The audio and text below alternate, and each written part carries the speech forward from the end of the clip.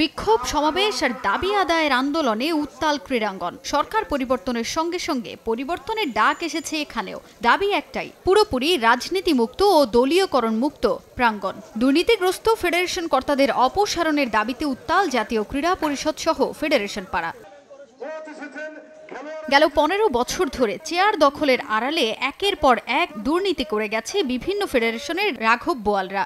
রাজনৈতিক আশ্রয় থেকে ব্যক্তিগত স্বার্থ হাসিল করা কর্তাদের পদত্যাগের দাবি নিয়ে জাতীয় ক্রীড়া পরিষদে মানববন্ধন করেছে দীর্ঘদিন বঞ্চিত থাকা সংগঠকরা। ক্রীড়াঙ্গনকে রাজনীতি মুক্ত করার দাবি তাদের। ফিফা এবং আইসিসির নিয়ম মেনে বর্তমান কমিটি ভেঙে অন্তর্বর্তীকালীন কমিটির তত্ত্বাবধানে নির্বাচনের দাবিও জানান তারা। দুর্নীতিগ্রস্তদের বিচারের আওতায় আনার কড়া হুঁশিয়ারি দেন মানববন্ধনে উপস্থিত সাবেক ফুটবলার আমিনুল হক। বাংলাদেশের ক্রীড়াঙ্গনে আমরা টোটালি রাজনৈতিক মুক্ত এবং দলীয়করণ মুক্ত করব। এখানে যারা মাঠের যোগ্য ক্রীড়া সংগঠক আমরা আবার ফিরিয়ে আনতে চাই। কোন দুর্নীতিবাজ ক্রীড়া সংগঠককে আমরা কোন ফেডারেশনে আর দেখতে চাই না। Cricket board, Bangladesh football federation, যারা আপনারা এখনো চেয়ারে বসে আছেন বা চেয়ারে বসে থাকার স্বপ্ন দেখছেন, আপনারা দিবা স্বপ্ন দেখছেন।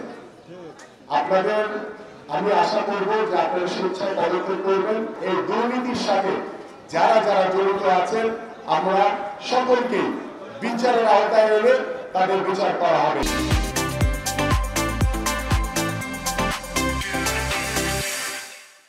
একই দিন জাতীয় ক্রীড়া পরিষদের সামনে জড়ো হন বেশ কয়েকটি ফেডারেশনের খেলোয়াড় ও বঞ্চিতরা। দলীয়করণের জন্য বিভিন্ন সময় যোগ্যদের প্রাপ্য সম্মান না দেওয়ার গুরুতর অভিযোগ তোলেন তারা। শুটিং, ব্যাডমিন্টন, অ্যাথলেটিক্স সহ বেশ কয়েকটি ফেডারেশনের পুরো কমিটি বাতিলের দাবি জানিয়েছেন তারা। শুটিং ক্রীড়াকে কতিপয় স্বৈরাচারী দুর্নীতিবাজদের কবল থেকে রক্ষা করুন।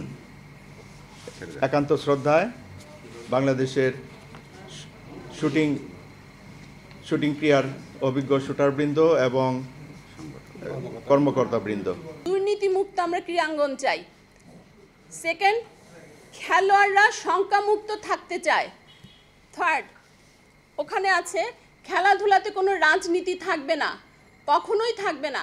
কারণ খেলাধুলায় যতদিন রাজনীতি আছে ততদিন কিন্তু খেলাধুলায় আমাদের দেশে কখনো উন্নতি হয়নি। শুটিং ফেডারেশন অনেক টাকা দেউলিয়া আছে, অনেক ক্লাবের কাছে কোটি কোটি টাকা নিয়েছে, তাদেরকে ওয়েপেন দেয়নি।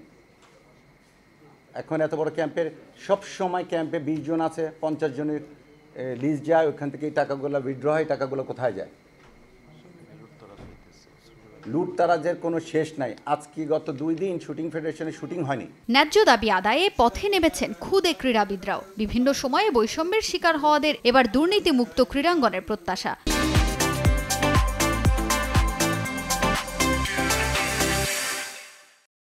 বৈষম্য মুক্ত ক্রীড়া, রাজনীতি মুক্ত হবে, কোনো বৈষম্য থাকবে না যেখানে। আর সকল ক্রীড়ার কোনো ক্ষুদ্র স্বার্থে আমরা কথা বলতে চাই না, বৃহত্তর স্বার্থে আমাদের কথা বলতে হবে। আমরা রাজনীতি মুক্ত ক্রীড়া চাই, আমরা আমাদের ফেডারেশনে কোনো রাজনীতি চাই না। তারা যে 15 বছর ছিল, কয় বছর তারা জাতীয় কম্পিটিশন করেছে? কয়টা কম্পিটিশন করছে? গনেই 3টা কম্পিটিশন হয় নাই। প্রতি বছর 15টা কম্পিটিশন হওয়ার কথা ছিল জাতীয়। এছাড়া অন্যান্য যেগুলো বৈশাখী ছিল, 16 ডিসেম্বর ছিল, এগুলো কয়টা করছে? সব ফেডারেশনের দুর্নীতিগ্রস্তদের দ্রুত বিচারের দাবি জানান বৈষম্যের শিকার খেলোয়াড় ও সংগঠকরা।